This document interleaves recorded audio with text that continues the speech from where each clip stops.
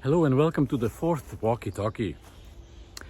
I am in the same park as where I recorded the previous Walkie-Talkies, this beautiful park near Antwerp.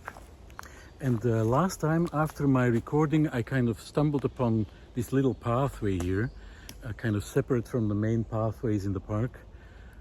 And it's kind of hidden and it leads into a forest-like area, because parts of this park feel like a forest really, and are left alone in a way. Like if a tree falls, it kind of stays there and is allowed to decompose and become habitat and nutrients, as happens in a forest.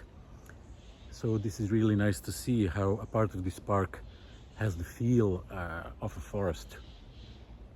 And so I was walking along this little path last time after my last recording, and then this little path took me to a sort of clearing in this forest-like part, a sort of open space with one giant tree in the middle, a really huge old tree. And so I would like to take you to this tree, and I will show it to you and the clearing here in the forest, and then I will rub my back against the tree a little bit and talk some more with the tree in my back. But first I will show it to you. It's really gorgeous. So here it is, the clearing, the open space in this forest-like part of the park. And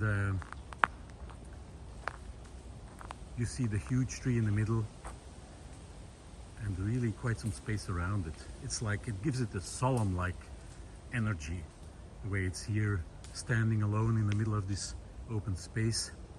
And it's really big.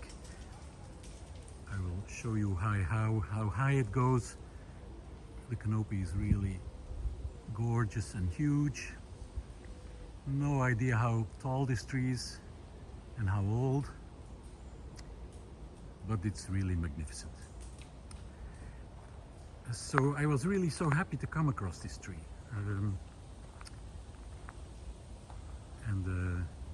I will go a little closer even, and then I'll have my little tree back rub and talk some more. So here I am, rubbing my back against the tree, so you can get a sense of how big it is compared to me. And it's nice to stand here leaning against this tree, feeling its presence in my back. And this whole place makes me think about something I talked about last time, about the way we project a map onto the world, and that begins to limit our perception of the world. And I think when it comes to forests and trees, we've projected a lot onto those realities.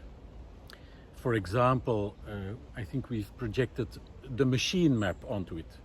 Like, especially since the 18th and 19th centuries, we tend to think of ecosystems and living organisms as machines that are basically mute, stupid, and just carrying out the gene's instructions and just only concerned about making sure their genes, their selfish genes, make it to another generation. And so this selfish gene machine map we've been projecting onto the world, and it really limits how we can perceive the natural world, like this tree or like the trees around it. Because it's becoming more and more clear now that this map is really wrong and very insufficient to really understand what is happening here in a place like this.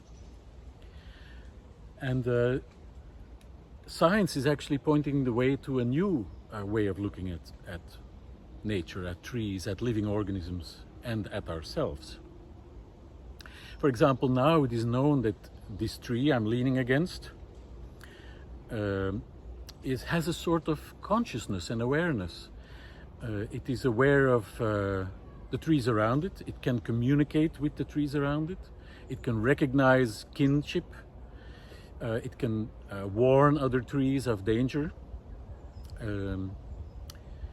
and it has a certain kind of consciousness, really. They have a sense of time.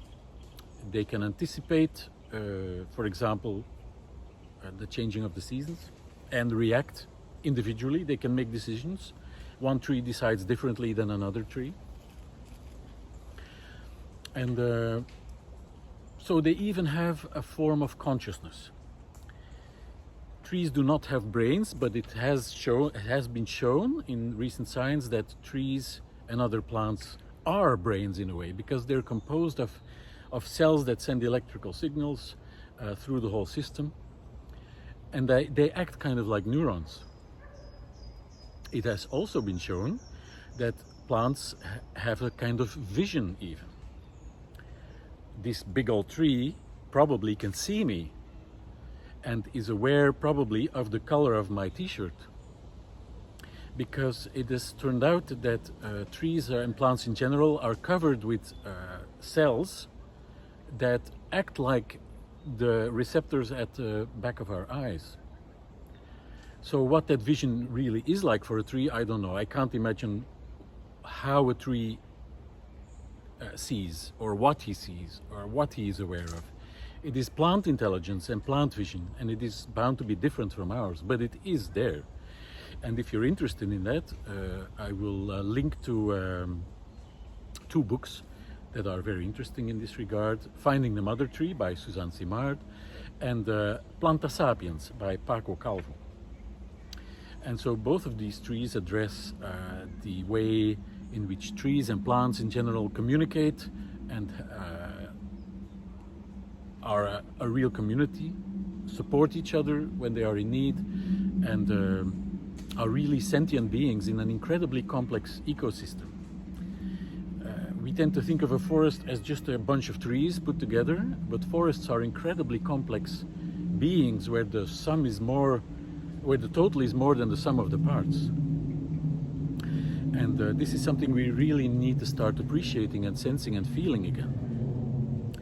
And this new knowledge about the sentient nature of trees and plants, and their awareness and communication and presence, can inform a new way of relating to our kin, really. Some Native American tribes called trees the standing people. So that indicates that we are really close in many ways.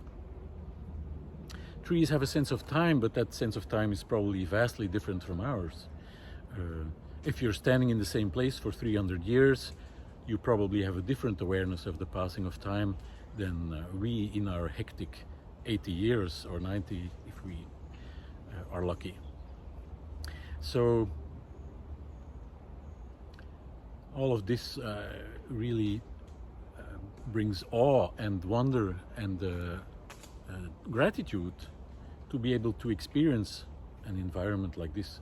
An environment, again, pointing back to the last walkie-talkie, kind of a not so good word.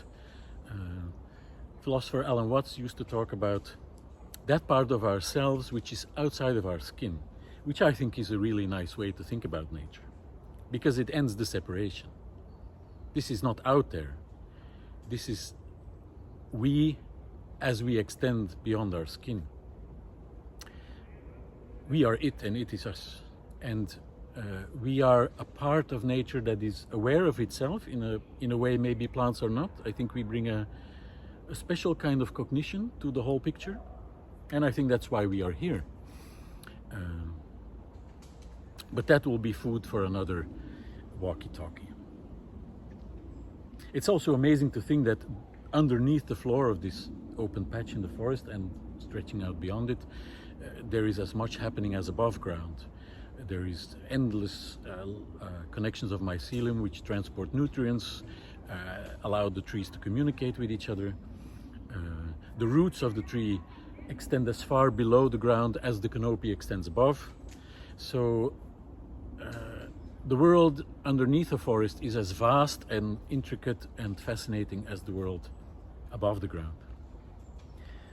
So we should cherish all forests and all trees. And that doesn't mean that we may never ever cut a tree again, I think, but that means that if we do cut a tree, we better think long and hard about it, and we better make sure that we give something in return to the system where the tree is a part of, to make sure that the system can keep thriving and blossoming and sustaining us as well, because we're we're interbeings, we codepend, we exist together, and we can't do without.